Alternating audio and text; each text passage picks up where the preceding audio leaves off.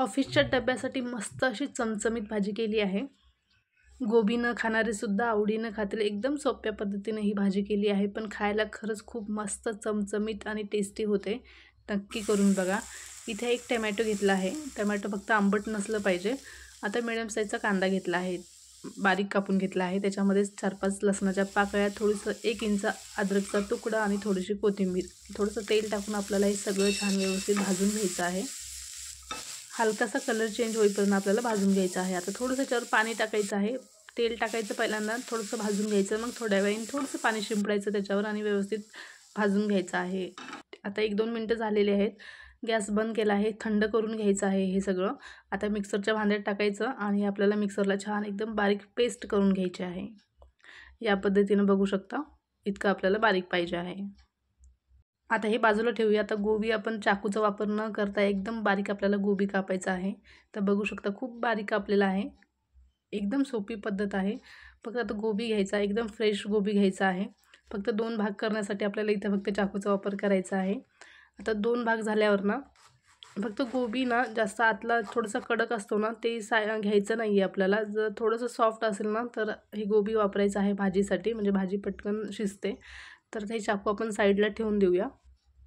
Chips करायची खिसणी असते ना, त्या खिसणीने आपण हे गोबी छान खिसून घेणार आहोत. कितीही गोबी असेल, 1-2 किलो असला तरी सहज 1 ते 2 मिनटात खिसून छान एकदम बारीक तयार होतो गोबी, बघू शकता. आणि खूप इझी ट्रिक आहे ही, तुम्ही पण करू शकता. कारण चायनीज किंवा गोबीची स्प्रिंग रोल वगैरे आपण करतो ना, तेव्हा असं ह्या प्रकारे गोबी कापायचा, खूप बारीक कापला जातो.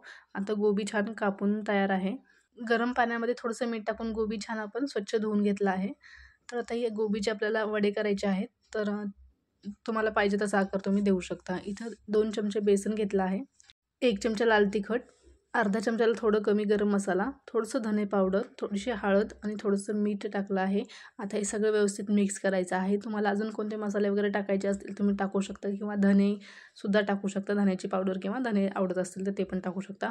आता थोडंसं पाणी टाकून छान आपण पीठ मळून घेतलं आहे. आता छान असे गोल गोल गोळे तयार करायचे आहेत. तर बघू शकता, जर तुम्हाला चपटे करायचे असतील तर तुम्ही तसं पण करू शकता, पण असेही खूप छान होतात. या पद्धतीचे एकदा करून बघा. आता तेल छान गरम झालेलं आहे. जास्त कडकडीत गरम करायचं नाही, नॉर्मली गरम करायचं आहे. आता हे सगळे गोळे आपल्याला तेलामध्ये टाकायचे आहेत आणि छान तळून घ्यायचे आहेत.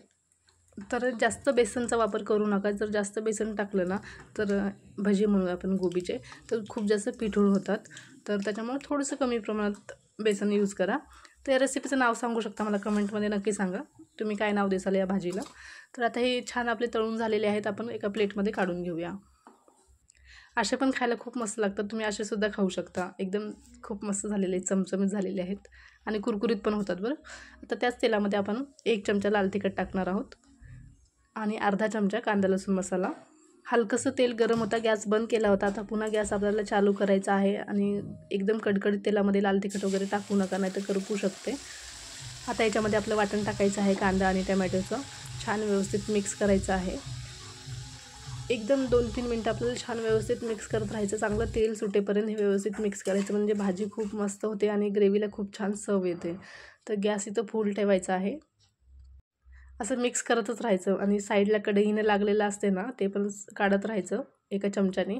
आता पुन्हा ह्याच्यात आपल्याला मसाले टाकायचे आहेत.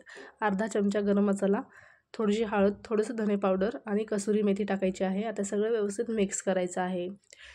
हे बघू शकता, ग्रेव्ही खूप मस्त झालेली आहे, पण आपल्याला थोडीशी पातळ पाहिजे आहे. थोडंसं पाणी टाकत आहे याच्यामध्ये, अर्धी वाटीला थोडं कमीच पाणी टाकलं आहे.